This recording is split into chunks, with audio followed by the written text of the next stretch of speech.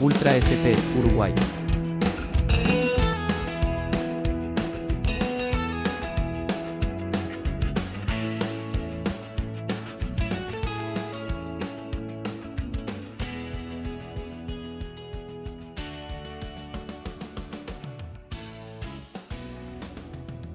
Cuando Gilberto Lima llegó de su nativo Brasil, posiblemente nunca imaginó que realizaría algunos de los deportivos más llamativos de Plaza, entre los cuales el Ultra, sin duda es el más conocido. La idea surgió a fines de los años 60, una década que si bien en lo político y social dejaría heridas muy graves a los uruguayos, fue la más prolífica en las creaciones automovilísticas locales. La Cámara de la Industria Automotriz, surgida para organizar la producción automotriz y el mercado local, había decretado, como parte integrante del exministerio de Hacienda, que las terminales debían exportar autopartes por valor semejante al que importaban. De esa manera, si una empresa debía pagar $700 por un kit en Brasil, debía exportar hacia el mismo país autopartes o vehículos por el mismo valor. En esos dilemas se encontraba Julio Lestido mientras discutía sobre una lancha de su propiedad que alegaba había pertenecido al Graf Spee. Palabra va, palabra viene, concuerda con Lima para construir un deportivo que se podría exportar a Brasil.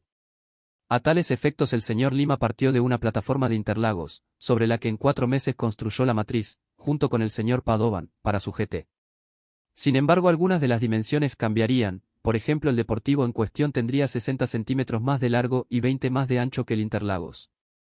¿Por qué? Porque la suspensión delantera, la caja de cambios y el motor los había importado de Volkswagen Brasil, mientras él mismo diseñaba el chasis y la suspensión trasera, los que registraría con una patente del año 1970. Además, de esa forma las proporciones lo harían más parecido a la fuente de inspiración de Lima, el fantástico Ferrari P6 diseñado por Pininfarina, con ciertos detalles como la cola trunca de Lamborghini Miura o la trompa de Ford GT40, una estancia que poseía para pagar las multas generadas.